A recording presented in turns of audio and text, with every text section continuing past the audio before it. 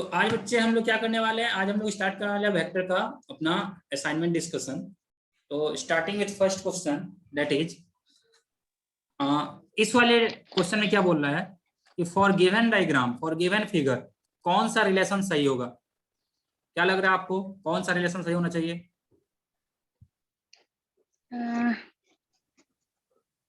Triangle law of vector addition याद है, या polygon law of vector addition? ये क्या बोलता था कि on tail of second vector first on head of second vector, sorry क्या था ये कि tail of second vector is kept on head of first vector, then line joining from tail of first to head of second gives resultant. ठीक है, ऐसा यहाँ पे चलेंगे, वर्क करेंगे। तो ये हो गया, देखो ये हो गया first vector, this is first vector. इसके हेड पे सेकंड के टेल को हमने रखा है, तो फर्स्ट के टेल से सेकंड के हेड को ज्वाइन करने वाला लाइन क्या होगा, रिजल्टेंट होगा। यानी C plus A should B equal to B, plus A should B equal to B। Option 3 correct है। क्लियर है ये?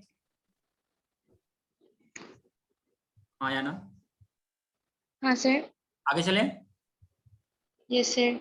अगला क्वेश्चन, क्वेश्चन नंबर 2 क्या बोल रहा है? Two forces 4 dyne and 3 dyne act upon a body, the resultant of this forces can B.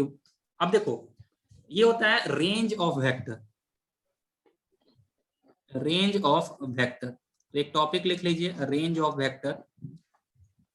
Range of vector क्या होता है? अगर मान लो अपने पास दो वेक्टर है, this is vector A and this is vector B, तो range of A and B होता है, इसका जो रेंज होता है ना, this should be less than और equal to mod A plus mod B, and this should be greater than equal to mod A minus mod B. ठीक है, इसको बोलते हैं range of vector.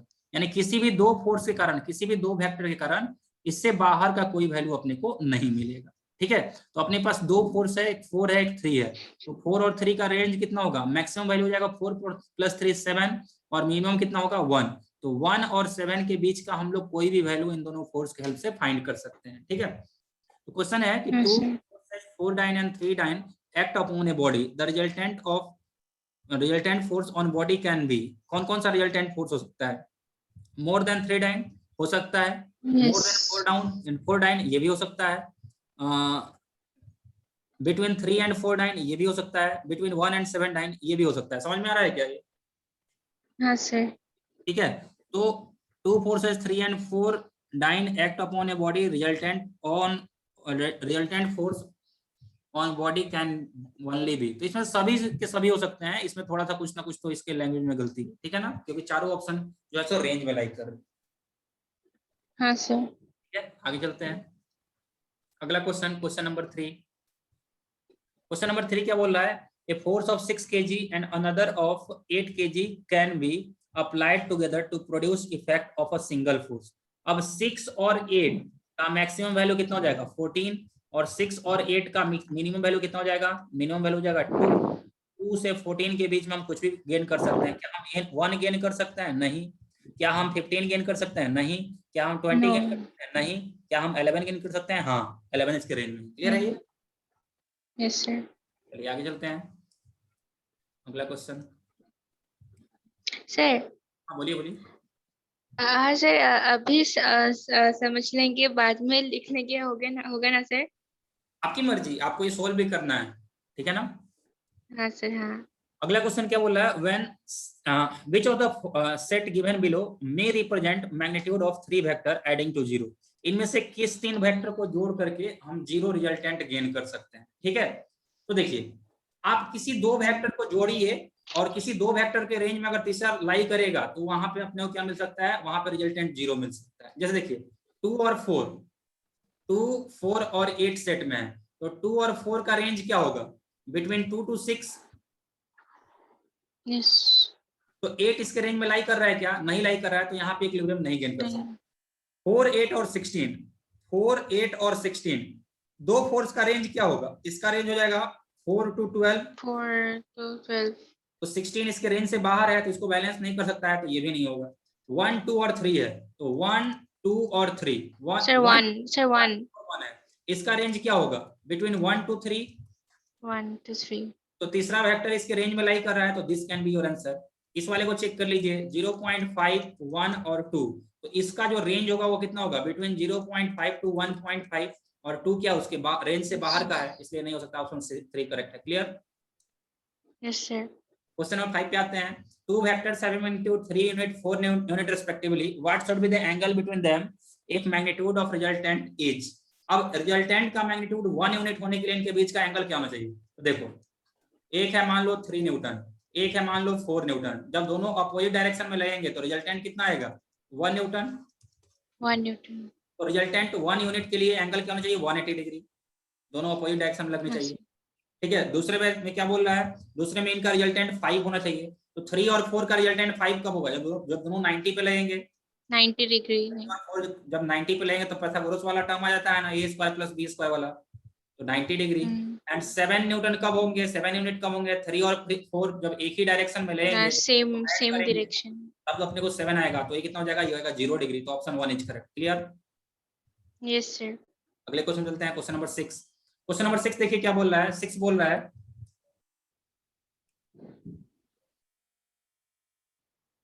Six is saying that a blind person, after walking 10 steps in one direction, each of length 80 centimeter, turns randomly to left or to right by 90 degree.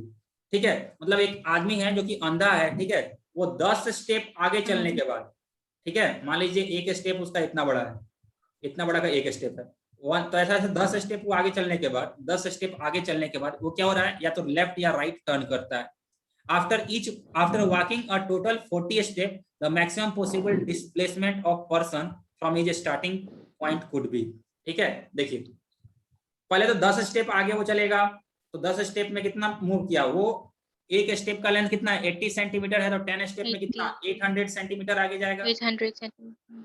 फिर उसके बाद मान लो इसने इधर टर्न लिया, तो इधर फिर से कितना चलेगा? 800 सेंटीमीटर। ओके, 10 स्टेप ये, 10 स्टेप ये, 20 स्टेप हो गया। टोटल कितना करना है? टोटल करना है 40 स्टेप। फिर 10 स्टेप और करना है, उसको दूर ले जाना है, उसके इनिशियल पोजीशन से दूर ले जाना है, तभी डिस्प्लेसमेंट क्या हो पाएगा? मैक्सिमम हो पाएगा। तो फिर इधर लेके जाते हैं, तो इधर फिर से आ गया वो 8 सेंटीमीटर, तो 10 स्टेप ये हो गया। और फिर मान लीजिए इधर उसको मैं लेके आया, तो ये दिस इज ऑल्सो 800 सेंटीमीटर, यानी 10 स्टेप ये हो गया, टोटल 40 स्टेप हो गया। अब उसका डिस्प्लेसमेंट पूछ रहा है, तो डिस्प्लेसमेंट क्या होगा? इनिशियल से फाइनल का स्ट्रेट लाइन डिस्टेंस को क्या बोलेंगे? डिस्प्लेसमेंट बोलेंगे। क्लियर है ये? हाँ सर। अब देखिए क्या, अब कैसे इसको सॉल्व किया जाएगा। देखिए अगर ये 800 है, अगर ये वाला लाइन 800 है, तो ये भी कितना होगा? 800। हाँ। और ये भी कितना होगा? 800। हाँ। तो अपने पास अब एक ऐसा ट्रायंगल बन गया जिसमें ये वाला साइड कितना है? ये वाला है 1600 सेंटीमीटर और ये वाला साइड है 1600 सेंटीमीटर। क्लियर? हाँ सर। तो अपने को ये वाला लेंथ फाइंड करना, तो ये वाला लेंथ कितना हो जाएगा? तो 90 डिग्री का एंगल है। हाँ। तो 1600 रूट 2। Yes sir. यस। अब 1600 रूट 2 सेंटीमीटर, इसको चाहिए तो मीटर में कन्वर्ट कर दीजिए, तो 16 रूट 2 मीटर। क्लियर? सर ये 40 आएगा शायद, 40 रूट 2। कौन सा 40 रूट 2 आएगा? सर ये जो हाइपोटेनस है जो वो नहीं, ये 1600 है ना, ये 1600 है, तो ये 1600 रूट 2 आएगा। अगर ये x होता, ये x होता, तो ये कितना होता? ये x रूट 2 होता।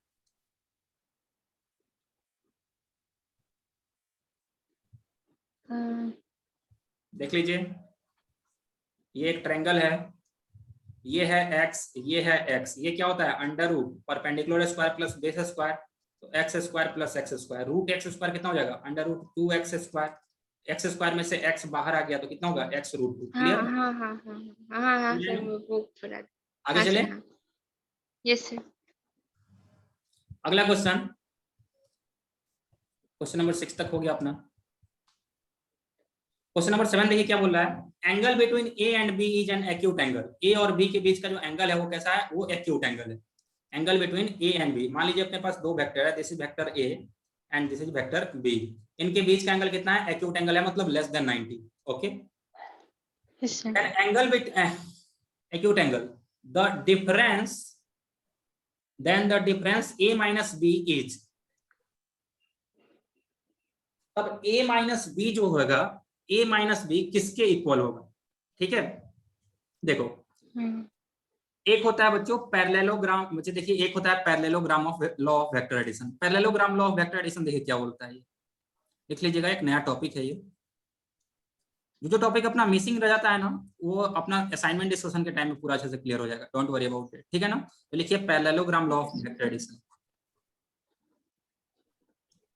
पैरेललोग्राम।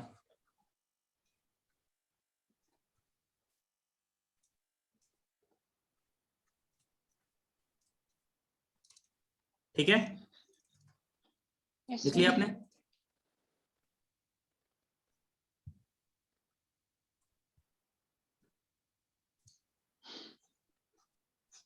अब ये लॉ क्या बोलता है कि मान लीजिए अपने पास दो वेक्टर है, this is vector A and this is vector B, ठीक है। तो इन दो वेक्टर के हेल्प से आपको क्या करना है, एक पैरेललोग्राम बनाना है। पैरेललोग्राम कैसे बनाएंगे, तो ए के पैरेलल, ए को हमने यहाँ पे पैरेलल शिफ्ट कर दिया और बी को भी हमने यहाँ पे पैरेलल बना दिया। Okay, this is vector A, this is vector B, clear है। हाँ सर। तो ए और बी को मिलाने से क्या मिल गया, एक पैरेललोग्राम मिल गया। हाँ। तो अब ये लॉ क्या बोलता है, ये लॉ बोलता है कि ये जो बड़ा वाला डायगोनल है ना, बड़ा वाला diagonal, this gives R equals to A plus B, and जो छोटा वाला डायगोनल है ना, this gives R equals to A, R equals to A minus B. छोटा वाला डायगोनल क्या देगा, R equals to A minus B, याद रखिएगा। This diagonal gives R equals to A minus B. Okay, yes sir. लिख लीजिए parallelogram law of vector addition.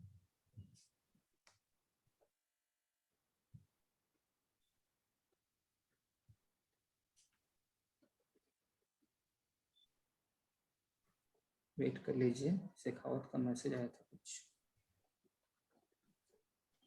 इसको note कर लीजिए। हाँ सर।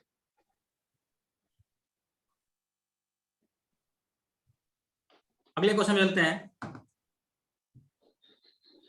तो ये वाला जो क्वेश्चन था क्या बोला था कि the angle between A and B is acute angle. A और बी के बीच का जो एंगल है वो कैसा है, एक्यूट एंगल है। मतलब इधर की तरफ ए है, अगर इधर की तरफ वेक्टर ए है, इधर की तरफ वेक्टर बी है, तो ए और बी के बीच का एंगल क्या है, ये वाला एक्यूट एंगल है। तो अगर हम लोग पैरेललोग्राम बना देंगे तो ऐसा पैरेललोग्राम बन गया, this is B, this is A. तो ये बड़ा वाला जो डायगोनल होगा ये देगा, ये देगा ए प्लस बी, और छोटा वाला डायगोनल क्या देगा, ए माइनस बी। तो क्या बोल रहा है, the difference A minus B is main diagonal of parallelogram minor diagonal of parallelogram, ठीक है। ऑप्शन 2 इज करेक्ट, क्लियर है ना। हाँ सर। हाँ। ए माइनस बी क्या होगा, minor diagonal of parallelogram, clear. आगे चलें। हाँ सर। अगला क्वेश्चन बोला है what is resultant of 3 coplanar forces 300 newton at 0 degree, 400 newton at 30 degree and 400 newton at 150 degree. अपने पास 3 फोर्स है, देखिए कौन कौन से फोर्स है। मान लीजिए पहले अपने पास एक्सिस दिया हुआ है, this is Y axis and this is X axis, ठीक है। And we are having 3 forces, we are having 3 forces 300 newton at 0 degree. तो 300 न्यूटन वाले को हमने कहां पर रखा, 0 डिग्री पर रखा। सेकेंड फोर्स कितना है, second force is 400 newton at 30 degree. 400 newton को हमने कितना पर रखा, 30 डिग्री पर रखा। And third force is 400 newton at 150 degree, 400 newton at 150 degree रखा, क्लियर है। 0 degree, 30 degree and this total is 150। अगर ये टोटल 150 है तो ये तो 90 हो गया, तो इस वाले एंगल को कितना बोलेंगे, 60 डिग्री, क्लियर। हाँ सर। अब देखिए ये वाला फोर्स कितना था, ये वाला फोर्स था 300 न्यूटन, ये वाला फोर्स है 400 न्यूटन, और ये वाला फोर्स भी है 400 न्यूटन। अब इन सभी को अपने को जोड़ना है, ठीक है। तो कैसे जोड़ेंगे, कंपोनेंट ब्रेक करते हैं। आपने को मालूम है जिधर थीटा रहता है उधर कॉस लेते हैं, तो इधर कितना हो जाएगा 400 cos 60 डिग्री, इधर हो जाएगा 400 sin 60, क्लियर। इस 400 का इधर कंपोनेंट कितना हो जाएगा 400 cos 30, और इधर कितना हो जाएगा 400 sin 30, क्लियर। हाँ सर। अच्छे से समझ में आया ये। सर जो 300 था वो तो नहीं होगा, वो तो नहीं तोड़ेंगे, तो ऑलरेडी एक्सिस, ओके। अब देखिए अब ये वैल्यू कितना हो जाएगा 400, रेड कलर से लिख रहा हूँ, 400 साइन 60 का वैल्यू कितना होगा, तो साइन 60 होता है √3/2, तो 400 इंटू √3/2 कितना हो जाएगा, 200 √3। सर एक बार फिर से बोलिए। साइन 60 होता है 1 √3/2, साइन 60 कितना होता है अच्छा। √3/2, तो 400 इंटू √3/2, 2 से 200 में कैंसिल हो गया तो कितना हो जाएगा 200 √3। क्लियर? हाँ सर। हाँ ना, कंफर्म बताइए। हाँ सर हाँ। और इस वाला जो 400 cos 30 है, इसको जब ब्रेक करेंगे 400 cos 30, तो 400 cos 30 कितना होता है, ये भी होता है √3/2, तो ये भी कैंसिल हो गया, ये कितना हो गया 200 √3।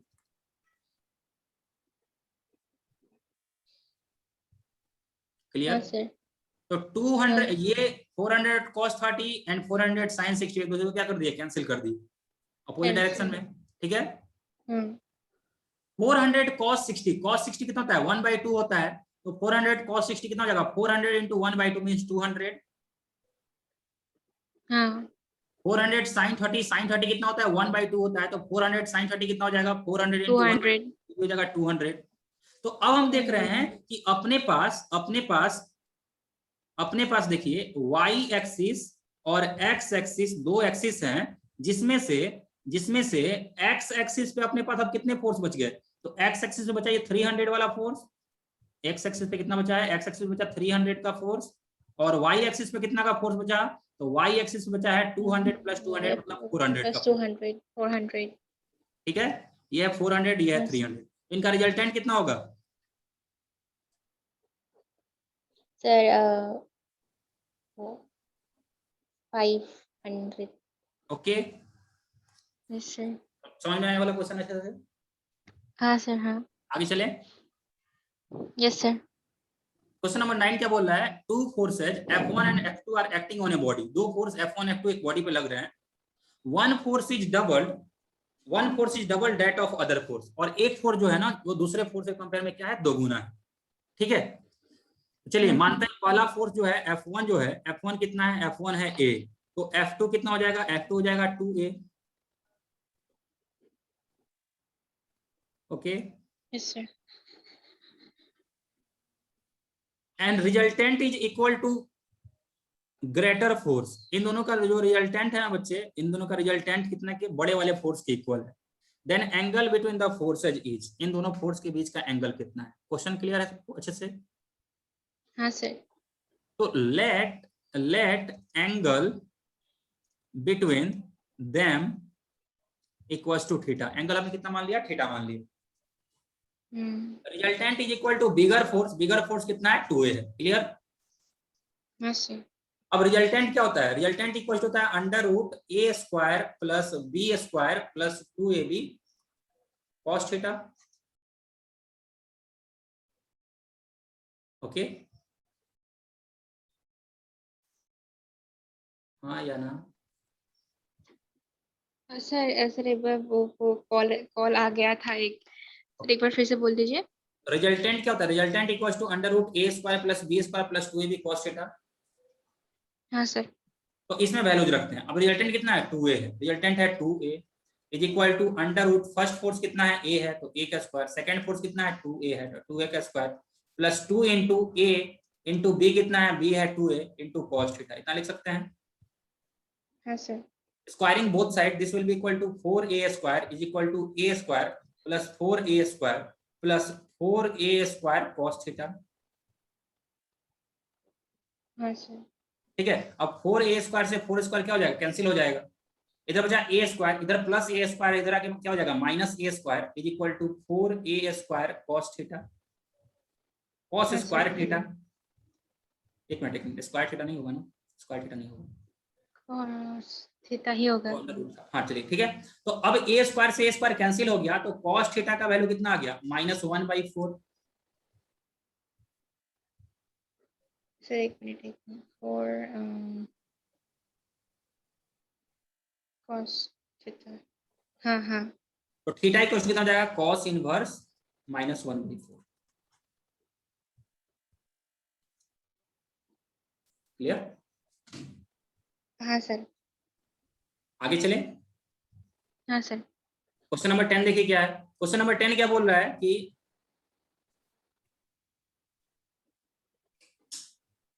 10 बोल रहा है if magnitude of two vectors a b and c are 6 8 10 respectively and a plus b equals to c आ रहा है then angle between a and c is। Question clear है? अपने पास तीन वेक्टर है, मान लीजिए ये है वेक्टर ए। वेक्टर ए कितना है? वेक्टर ए का मैग्नीट्यूड है 6 यूनिट। वेक्टर बी जो है उसका मैग्नीट्यूड कितना है? वेक्टर बी का मैग्नीट्यूड है 8 यूनिट। वेक्टर सी का मैग्नीट्यूड कितना है? इसका मैग्नीट्यूड है 10 यूनिट। और बोल रहा है कि A plus B is equal to C. ठीक है, तो ए और सी के बीच का एंगल पूछ रहा है, ए और सी के बीच का एंगल पूछ रहा है। चलिए देखिए वर्क करते हैं। मान लीजिए कि ये था वेक्टर ए, ये था वेक्टर बी। संध्या आवाज आ रही है क्या? हाँ हाँ सर, अब आ रही है सर। वो लेफ्ट में क्लिक कर दिया आपने। मैं लेफ्ट हो गया, चलिए ठीक है। चलिए तो फिर देखते हैं फिर से इस वाले क्वेश्चन को।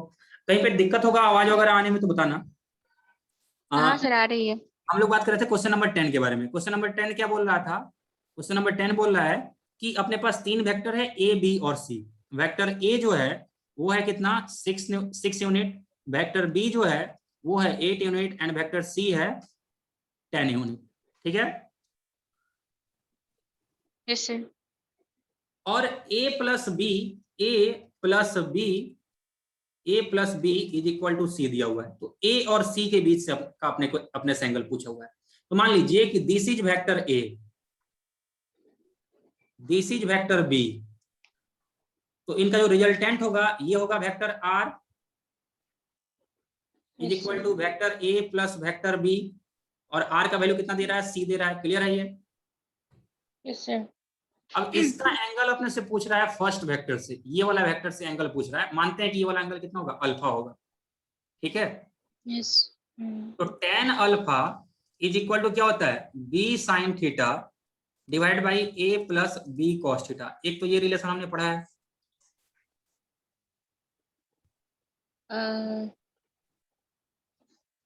सर एक मिनट, भूल गया। चलिए कोई नहीं, फिर से देखिए। हाँ सर, हाँ हाँ हाँ। चलिए देखिए, अगर इन a plus B is equal to, मान लीजिए c आ रहा है, c कितना है? a प्लस b के इक्वल है। तो हम लोग लिख सकते हैं कि R square, R equal to क्या होता है? आर इक्वल होता है under root A square plus B square plus 2ab cos theta. हाँ सर। ठीक है, तो यहां से हम लोग क्या बोल सकते हैं? यहां से हम लोग बोल सकते हैं आर का वैल्यू कितना है? आर का वैल्यू तो सी है, सी का वैल्यू कितना है? 10 is equal to under root 10 is equal to under root A का वैल्यू कितना है? ए का वैल्यू 6 है, तो 6 स्क्वायर प्लस बी का वैल्यू कितना है? बी का वैल्यू 8 है, तो plus 8 square plus 2 into 6 into 8 into cos theta. Clear? हाँ सर। तो ये कितना हो जाएगा? 10 इज इक्वल टू 6 का स्क्वायर कितना हो जाएगा? 36। 10 का स्क्वायर 100 हो जाएगा, दोनों तरफ स्क्वायर करते हैं। 10 का हाँ स्क्वायर सर। 100, 6 का स्क्वायर 36, 8 का square 64 plus 2ab cos theta, तो plus 2 into 6 into 10 into cos theta. Wait plus 2 into 6 into 8, 6 दूना 12 8 96, 96। इतना लिख सकते हैं? हाँ सर। हाँ या ना? हाँ सर। अब देखिए ये 36 प्लस 90 64 कितना है? 100 ही होगा ना? 36 प्लस 100 100। 100 होगा। अब अगर ये 100 आ रहा है तो 100 से 100 क्या हो गया? कैंसिल। तो 0 is equal to 96 cos theta. हाँ तो cos theta is equal to 0 by 96 मतलब 0। हाँ। मतलब थीटा इक्वल टू कितना हो गया? 90 डिग्री। Yes sir. ऐसे भी देखो ये तीनों मिलके क्या करते हैं? पाइथागोरियन ट्रिपलेट बना रहे थे ना। 6 8 10 क्या था? 36 64 100। A square plus B square equal to C square आ रहा था ना। मतलब ये तीनों फोर्स आप यहाँ पे क्या होगा? ये दोनों फोर्स आपस में परपेंडिकुलर रहे होंगे। 6 का और 10 का फोर्स जो है वो आपस में क्या है? परपेंडिकुलर रहा है। हाँ समझ में आ रहा है कि नहीं आ रहा है? क्लियर है ये अच्छे से? हाँ या सर, ना? ये परपेंडिकुलर कैसे है? चलिए देखिए फिर से ब्लैंक पेज दिखाता हूँ।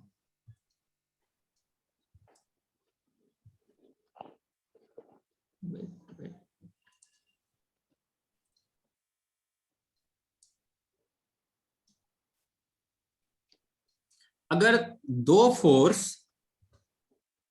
ए और बी आपस में 90 डिग्री के एंगल पे होते हैं तो उनका रिजल्टेंट कितना होता है? ये हम लोग पढ़े हैं, ए स्क्वायर रूट ओवर ए स्क्वायर प्लस बी स्क्वायर। बताइए। तो एक फोर्स कितना है? 6 है, दूसरा फोर्स कितना है? 8 है, और तीसरा फोर्स कितना था? 10 था। रिजल्टेंट इनका कितना था? 10 था। 10। अब देखिए ना, 10 is equal to under root 6 square plus 8 square, आया कि नहीं आया? हाँ क्लियर? हाँ हाँ हाँ हाँ सर हाँ। आ रहा है ना? मतलब इन दोनों के बीच का एंगल कितना था? 90 डिग्री। एंगल कितना था? Angle between A and B कितना था? 90 डिग्री था। ओके। अब ए और बी के बीच का एंगल अगर 90 डिग्री है,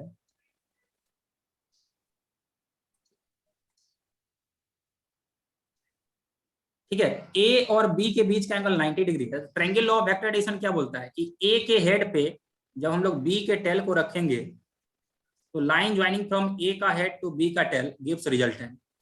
तो यही तो है सी। हाँ अब अपने से पूछ रहा है ए और सी के बीच का एंगल बताइए।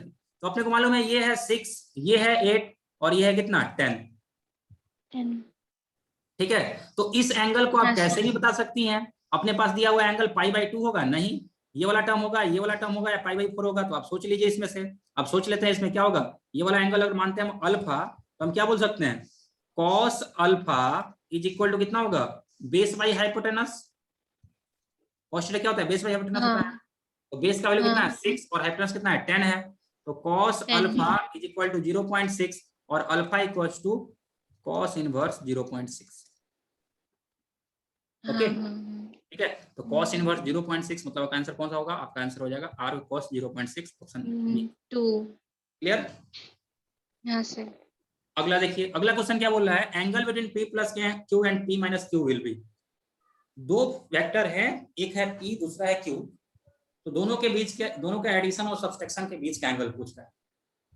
तो वो एंगल कितना होगा? देखिए, दो वेक्टर मान लीजिए हम लेते हैं, ये वेक्टर ए है, ये वेक्टर बी है। तो इन दोनों का a प्लस बी इधर आएगा हाँ और a माइनस बी किधर आएगा। तो a माइनस बी के केस में मैं आपको बताया था क्या कि दूसरे वाले वेक्टर को बस उल्टा कर दीजिए, हाँ सर। हो गया माइनस बी। तो ये वाला क्या होगा? ये वाला होगा a माइनस बी। हाँ सर। याद आ रहा है कि नहीं? हाँ ना? हाँ सर। तो इन दोनों के बीच का एंगल क्या हो सकता है? तो कभी भी देखो, दो वेक्टर का रिजल्टेंट उनके बीच में ही कहीं होता है। जैसे a और b, ये दो वेक्टर थे, ये था a ये था b, तो इनका रिजल्टेंट इनके बीच में ही आया। वैसे ही दो वेक्टर हुए a और माइनस b, इनका रिजल्टेंट इनके बीच में ही कहीं आया। तो a प्लस बी और a माइनस बी का जो रिजल्टेंट होगा ना बच्चे, वो कभी भी 0 से 180 के बीच में ही होगा। ठीक है, बिटवीन 0 एंड 180। हाँ सर। ये समझे क्या? कंफर्म? हाँ सर। Yes sir. जैसे मान लीजिए कि अपने पास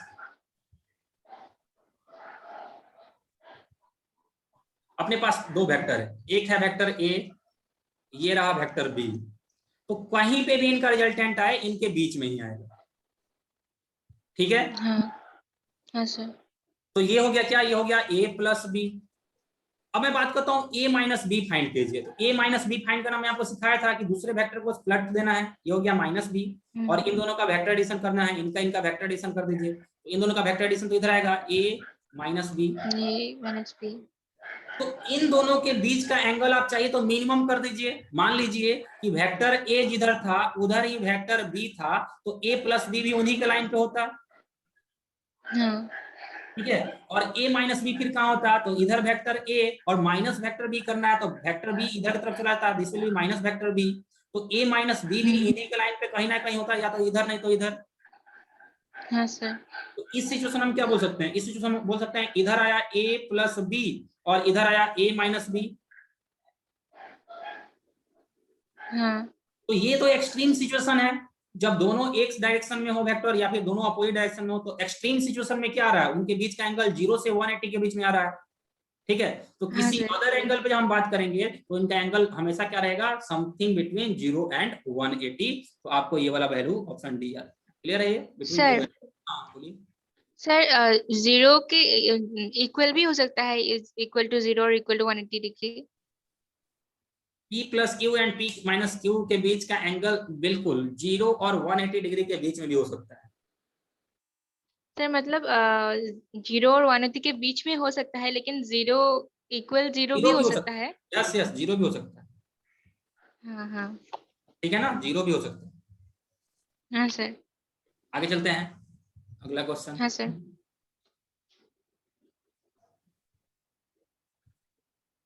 क्वेश्चन नंबर 12 क्या बोल रहा है? A particle is moving in circle of radius r with o at its centre. ठीक है ना, वो कहाँ है? सेंटर पे है, with constant speed v। The change in velocity moving from a to b will be. अब बोल रहा है क्या कि एक पार्टिकल है, वो सर्कल पे मूव कर रहा है। चलिए ठीक है, पार्टिकल को हमने सर्कल पे मूव करा है। ये मान लीजिए सर्कल है, इस सर्कल का यहाँ पे सेंटर था, इस सर्कल का यहाँ पे सेंटर था। ठीक है, हाँ तो सर। हाँ। पार्टिकल जो है वो ए से बी गया है। तो मान लीजिए कि this is position A and this is position B, और क्वेश्चन में बोल रहा है क्या कि angle A O B is 40 degree, this angle is 40 degree. ठीक है, हाँ सर। इसका स्पीड जो है सो कांस्टेंट है, कितना है? v है। तो मैं आपको पहले बता चुका हूं क्या कि सर्कुलर मोशन जब भी यहाँ पे होगा तो इसमें क्या होता है? इसमें वेलोसिटी क्या होता है? टेंजेंशियल होता है। हाँ। ठीक है, अच्छा बताया था ना। तो आप हाँ देखिए, सर। यहाँ पे वेलोसिटी इधर की तरफ होगा और यहाँ पे वेलोसिटी कहाँ होगा? इधर की तरफ होगा। हाँ। Now we have to find change in velocity. So this is velocity at A and this is velocity at B. तो डेल्टा भी चेंज इन वेलोसिटी होगा, this will be velocity final minus velocity initial. हाँ sir. तो velocity final क्या है? Velocity at B minus velocity initial क्या है? Velocity at A. हाँ सर। अब देखिए अपने पास दो वेक्टर है, कौन कौन से वेक्टर है? तो एक वेक्टर है वी ए और दूसरा वेक्टर है वी बी। ये था वी ए हाँ सर। और ये था वी बी। ठीक है, अब आप देखिए हाँ। जरा, अगर मैं बात करूंगी, अगर मैं बात करूं, एक मिनट एक मिनट एक minute, wait wait wait wait wait,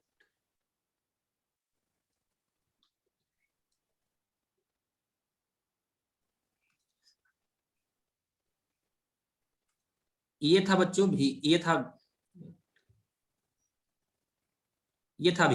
भी इधर, इस इधर ही था। हाँ। तो अगर हम बात करें हम्म। कि वी ए माइनस वीबी कीजिए, वी ए माइनस वीबी करना है, तो वी ए को तो उधर ही रखेंगे लेकिन वीबी का डायरेक्शन क्या करेंगे? चेंज कर देंगे, हाँ। अपोजिट डायरेक्शन करेंगे ना उसको। तो ये था इधर प्लस वीबी, तो इधर की तरफ क्या आ जाएगा? इधर की तरफ आ जाएगा माइनस वीबी। हाँ। क्लियर? हम्म। ये क्या है? ये माइनस वीबी है। अब इन दोनों का बस अपने को वेक्टर एडिशन करना है। अब देखिए, अगर ये वाला एंगल 40 डिग्री है, ये तो 90 डिग्री होता है, ये भी होता है 90 डिग्री। ओके, हाँ सर। तो 90 90 180, तो ये अगर ये 40 है तो ये कितना हो 180, जाएगा? 140। 140। अगर ये 140 है तो ये भी कितना होगा? कौन सा? हाँ 140। 140 होगा ना। हाँ।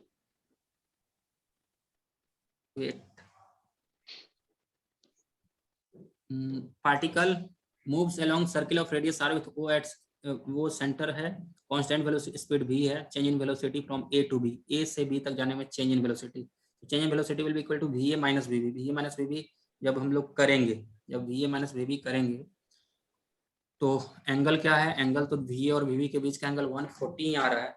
तो इसका आंसर यहाँ पे गलत दिया हुआ है। ठीक है ना, आंसर इसका कितना हो जाएगा? इसका आंसर होगा 2v cos थीटा बाई 2। ठीक है, तो कितना हो जाएगा? 2v cos 140 बाई 2, यानी इसका आंसर होगा 2v cos 70। ये वाला लिखिए इसका आंसर। ठीक है, इसमें आंसर इसमें मैच नहीं कर रहा है, इसमें आंसर गलत है। ओके, हाँ सर। याद रखिएगा, एक इंपॉर्टेंट पॉइंट है ये भी, इसको भी नोट दे करके लिख लीजिए।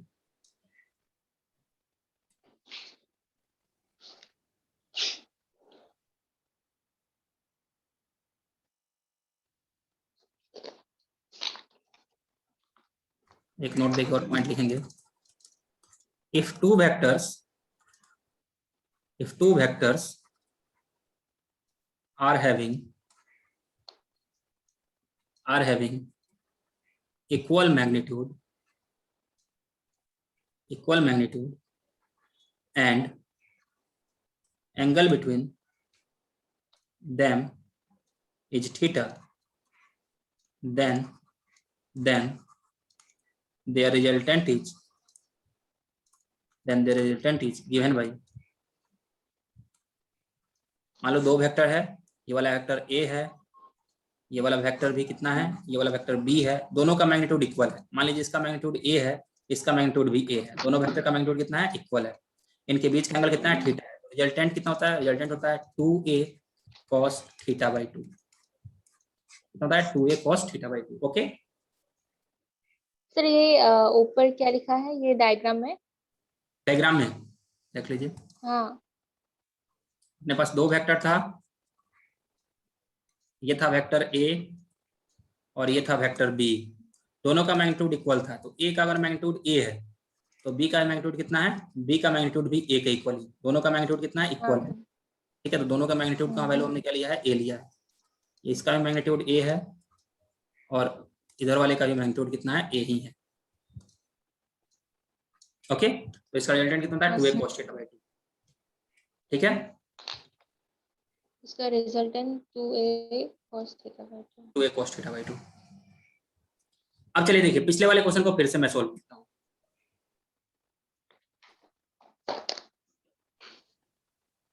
एक सा सर्कुलर पार्ट, ऐसा सर्किल था, ये मान लीजिए इसका रहा सेंटर।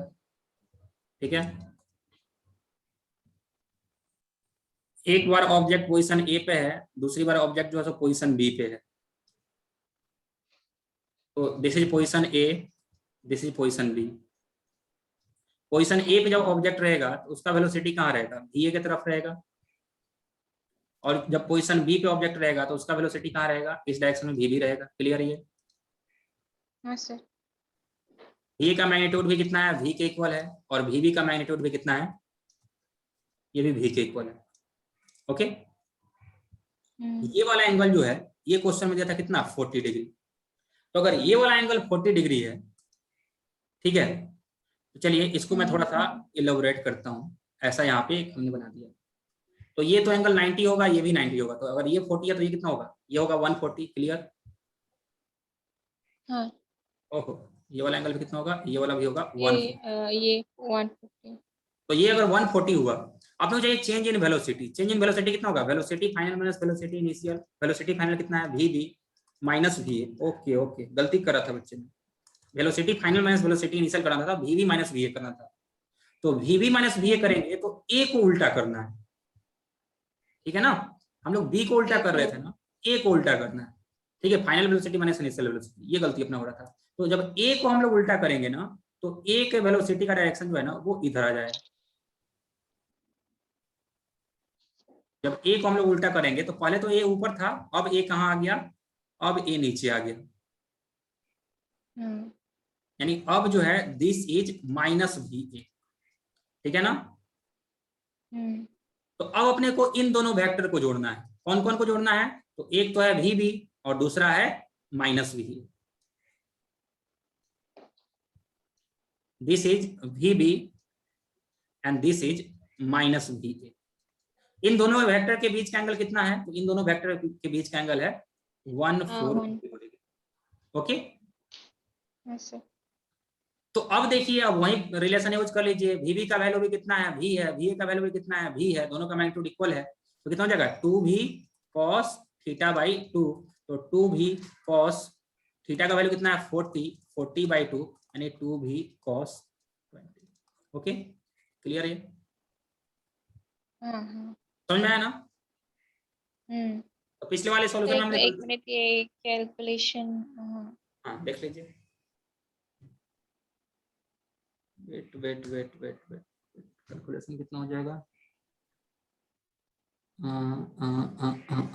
यहाँ पे तो अगेन 140 आ रहा है ना एंगल, ये वाला एंगल तो 140 आ रहा है। तो 140/2 रखेंगे, तो 140/2 अगेन कितना आएगा, ये 70 डिग्री है। तो भी cos 70 इसका आंसर आएगा। ठीक है, हाँ सर। एनमाइनस भी इनिशियल अगर करेंगे तो भी इनिशियल इधर आ गया, ये वाला एंगल सही है, मतलब यही आंसर आएगा, 2v cos 70 है। ओके ना? हाँ सर। आगे चलते हैं अगले क्वेश्चन पे। हाँ।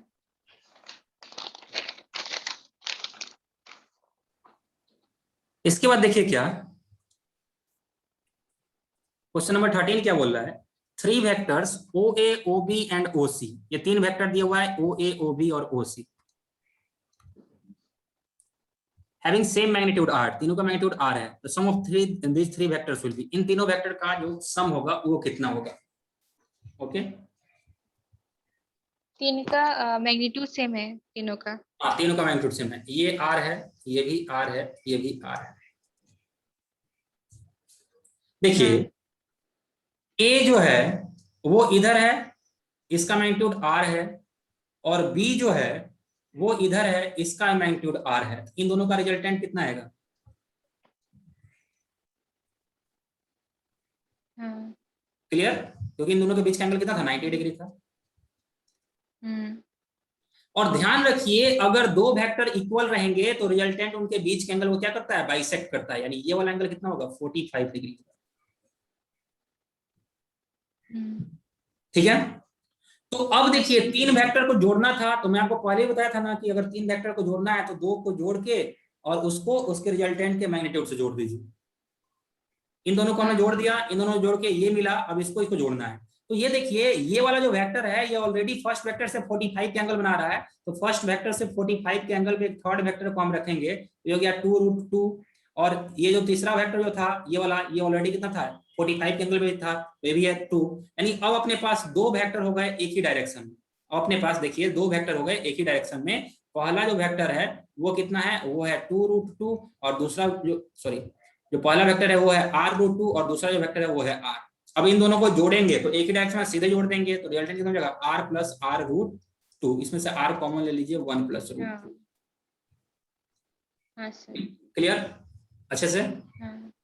आगे चलें। Yes sir. अगला क्वेश्चन देखिए 14 नंबर क्या बोल रहा है, what displacement must be added to displacement 2i plus -6j to give a displacement of 7 meter pointing in x direction। अब इसमें कितना हम जोड़ें कि फाइनली अपने को 7 मीटर इन x डायरेक्शन मिले। ठीक है, तो चलिए मानते हैं कि इसमें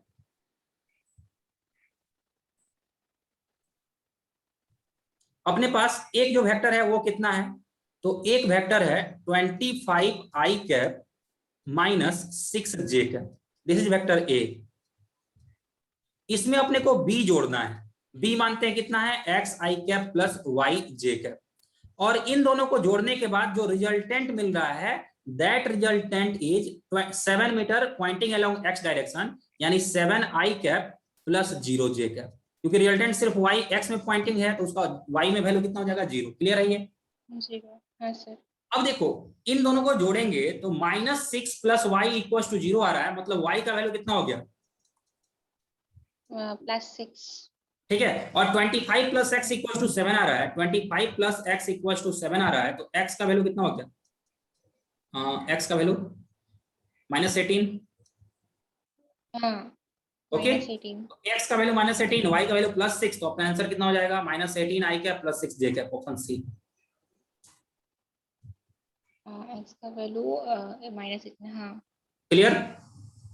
हाँ सर। क्वेश्चन नंबर 15 क्या बोल रहा है, two constant forces F1 equals to 2i cap minus 3j cap plus 3k cap and F2 equals to i cap plus j cap minus 2k cap act on a body and displaces it from position इतना to position इतना, work done पूछ रहा है। अब देखो work equals to क्या होता है, मैं आपको बताया था, work equals to F dot s, force. इसके मैं बताया था ना वर्क डन क्या था, डॉट प्रोडक्ट का एग्जांपल था, force vector into displacement vector. ठीक है, ये होता है ना वर्क। हाँ सर। F dot s। अब देखिए F डॉट s करेंगे तो टू कांस्टेंट फोर्स लग रहा है, 2i cap minus 3j cap plus 4k cap and i cap plus j cap minus 2k cap, और डिस्प्लेस कर रहा है इसको कहां से, यहां से यहां, तो डिस्प्लेसमेंट वेक्टर कितना हो जाएगा, डिस्प्लेसमेंट क्या होगा, final position minus initial position, यानी r2 minus r1। Yes sir. तो r2 माइनस r1 करेंगे तो r2 का वैल्यू तो ये रहा 7i cap minus i cap कितना हो गया, 6i कैप, फिर 10j कैप माइनस 2 कैप कितना हो जाएगा, प्लस 8j कैप और 5k cap minus minus 2 cap plus 7k cap. Clear? हाँ सर। और फोर्स वेक्टर कितना हो जाएगा? तो force vector will be equal to F1 plus F2, तो 2i प्लस i कितना हो जाएगा? 3i minus 3j plus j कितना हो जाएगा? Minus 2j and minus 2k plus 3k कितना हो जाएगा? Plus k। प्लस के। अब अपने पास दोनों वेक्टर हो गया, एफ वेक्टर एस वेक्टर। अपन ये वर्क इक्वल टू क्या होता है? F dot S. Dot product में सिखाया था क्या करना है? एक्स को एक्स से मल्टीप्लाई करना, तो 6 3 18, वाई को वाई से 8 दूना 16 माइनस 16 और जेड को जेड से प्लस 7। ओके, हाँ सर। ये आंसर कितना हो जाएगा? क्लियर? हाँ सर। हाँ। आगे चले, यस सर। अगला question.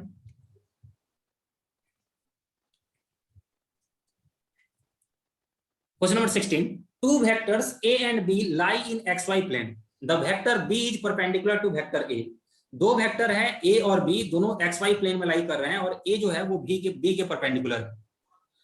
If A equals to I cap plus J cap, then B must be. Okay. दो वेक्टर हैं और दोनों आपस में परपेंडिकुलर है और साथ ही साथ बच्चे क्या बोल रहा है? दोनों जो वेक्टर हैं वो xy प्लेन में। ओके, तो XY प्लेन में कोई भी वेक्टर जो होगा ना उसका Z कंपोनेंट क्या रहेगा? 0 रहेगा। ध्यान रखिए, 0। XY प्लेन के किसी वेक्टर को लिखना रहेगा तो उसको क्या लिखेंगे? XI cap plus YJ cap. ठीक है, तो लेट वेक्टर भी कितना? XI cap plus YJ cap. हमने मान लिया ये second vector. Let this be second vector. Okay, अब दूसरा वेक्टर है, ये पहले वाले वेक्टर से क्या है? परपेंडिकुलर है, तो यानी R is perpendicular to vector A। Okay,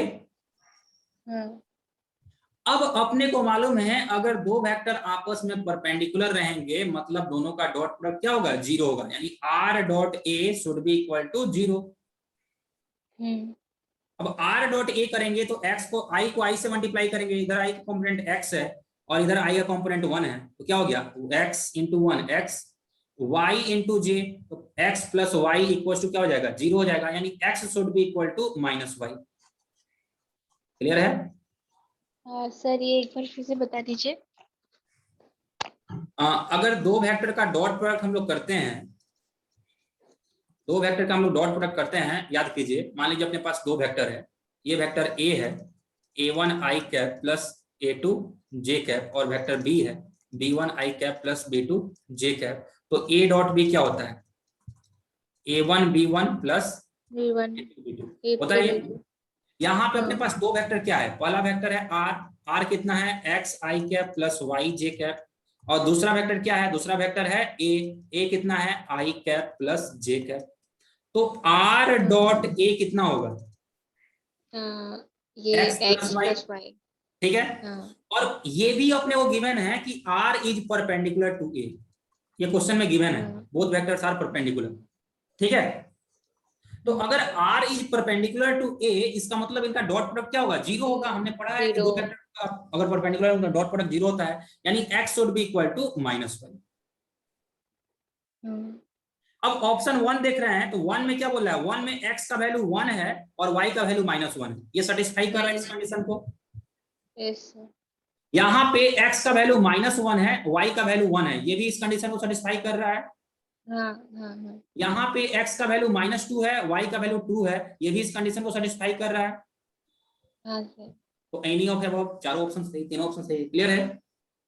yes sir. Yes. तो सारे क्वेश्चन बहुत अच्छे हैं। अगर सारे क्वेश्चन को आप घर पे कीजिएगा तो फिर से अलग से टाइम दे करके कीजिएगा। ठीक है, हर एक क्वेश्चन कुछ ना कुछ सिखाएगा। मिटा दें? Okay sir. अगला क्वेश्चन, क्वेश्चन नंबर 17 देखिए क्या है। 17 क्या बोल रहा है? The vector A equals to 2i cap plus j cap plus 3k cap and B equals to 7i cap minus 5j cap minus 3k cap are.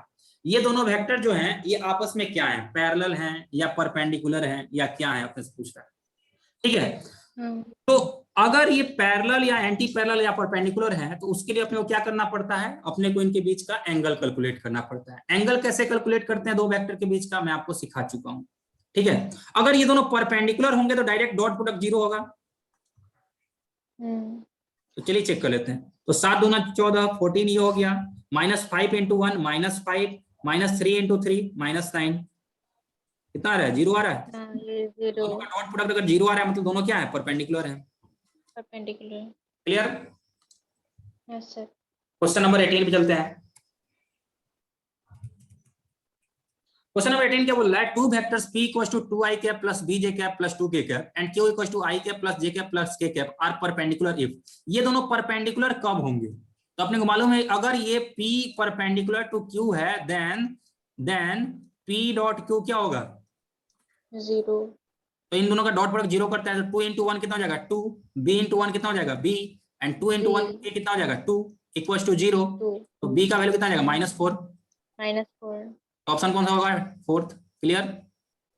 हाँ sir. Question number 19, a vector perpendicular to 4i cap minus 3j cap, इसके perpendicular कौन सा vector हो? चलो check करते हैं।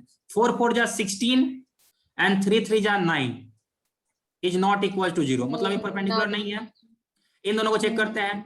ये दोनों आपस में बिल्कुल, ये दोनों आपस में परपेंडिकुलर है। देखो क्यों परपेंडिकुलर है। ये i और j है इसमें, मतलब ये xy प्लेन में लाई कर रहा है। ये वाला वेक्टर कहाँ लाई कर रहा है? xy प्लेन में, और ये z के अलोंग है तो ये z प्लेन में लाई कर रहा है। तो xy के परपेंडिकुलर z होता है, बताया था ना मैं आपको।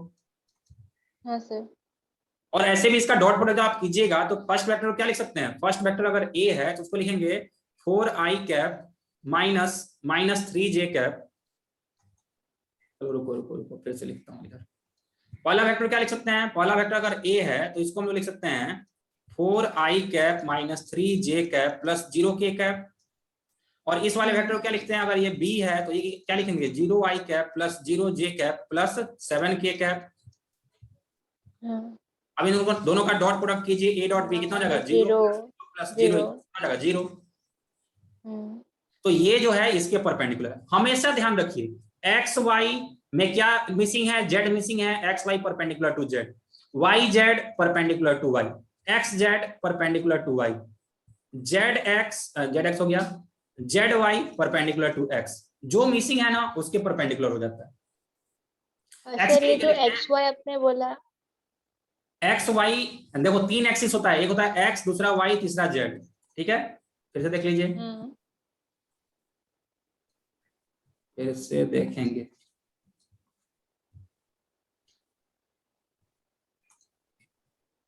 तीन एक्सिस होता है, ध्यान दीजिए।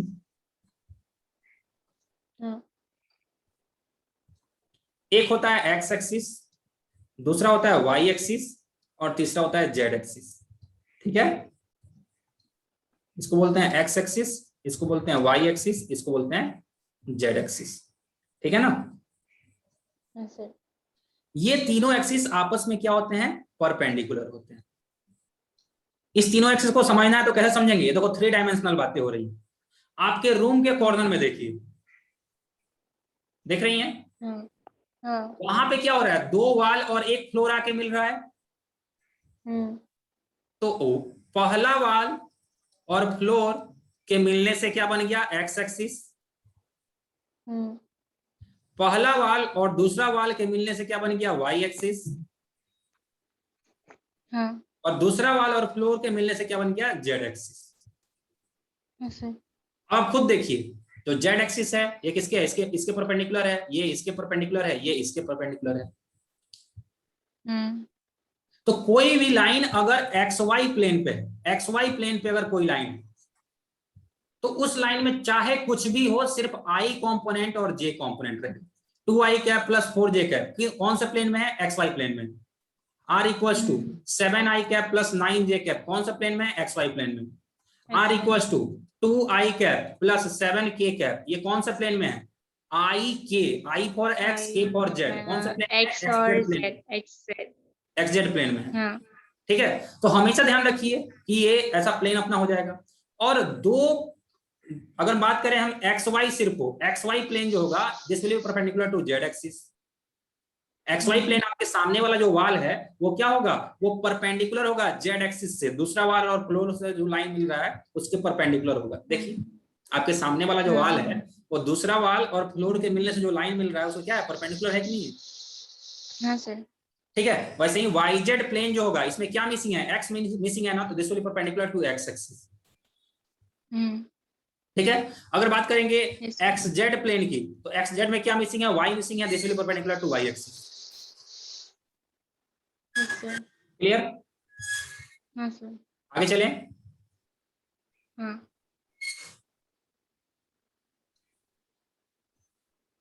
अगला question, angle between vector a equals to 2i cap and 3j cap makes with y axis. तो 3i कैप और 2i cap 3j cap y axis से कितना का एंगल बना रहा है? ओके, क्वेश्चन क्लियर है? हाँ सर। चलिए देखिए,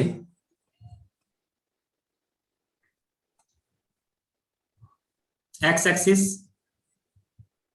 y एक्सिस, ठीक है।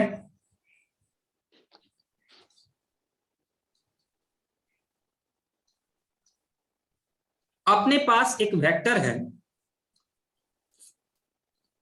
2i cap plus 3j cap, यही है ना वेक्टर? हाँ सर। तो अगर ये vector 2i cap plus 3j cap है, अगर ये वेक्टर मान लीजिए वेक्टर r है और ये कितना है 2i cap plus 3j cap, इसका मतलब क्या हुआ? इसका मतलब ये हुआ कि इस वेक्टर के कंपोनेंट को जो हम ब्रेक करेंगे ना, जब इसके कंपोनेंट को ब्रेक करेंगे तो x में जो इसका वैल्यू आएगा ना वो कितना आएगा, वो 2 आएगा, और y में इसका वैल्यू कितना आएगा, 3 आएगा। 3। हाँ। ठीक है, क्लियर? Yes sir. तो यहाँ पे हम ऐसा, अगर इस वाले लाइन को ऐसे ड्रॉ करते हैं, इस वाले लाइन को ऐसे ड्रॉ करते हैं, तो अगर ये 3 था तो ये भी कितना हो जाएगा 3, और ये 2 था तो ये भी कितना हो जाएगा 2।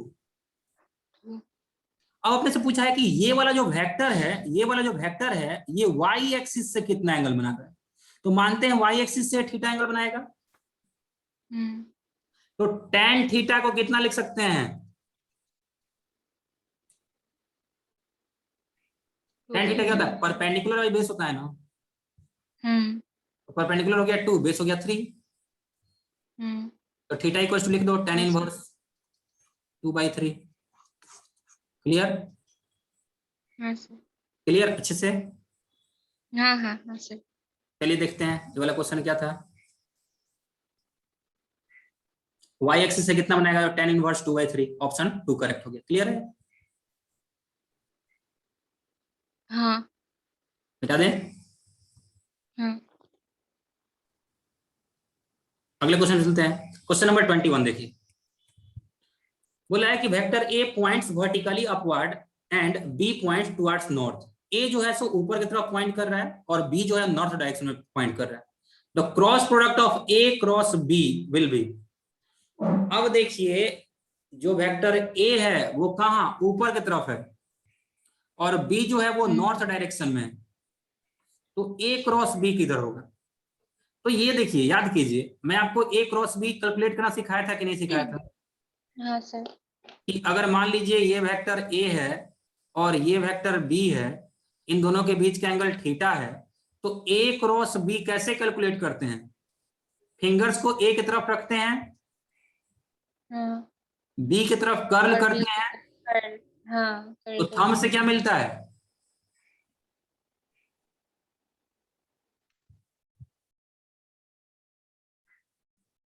थंब से मिलता है ना direction of a hello. Cross b, thumb से मिलता है ना direction of a cross b.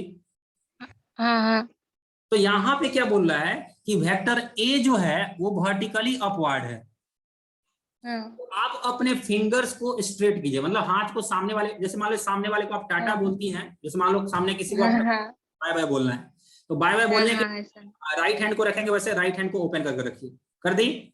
हाँ। क्योंकि ए जो है सो कहाँ है, ऊपर की तरफ है, बी टुवर्ड्स और नॉर्थ। बी कहाँ है, बी टुवर्ड्स नॉर्थ में है। हेलो सर, अब क्या आवाज? आवाज आ रही है हेलो। बच्चे? आवाज आ रही है क्या? आवाज आ रही है कि नहीं, हाँ या ना?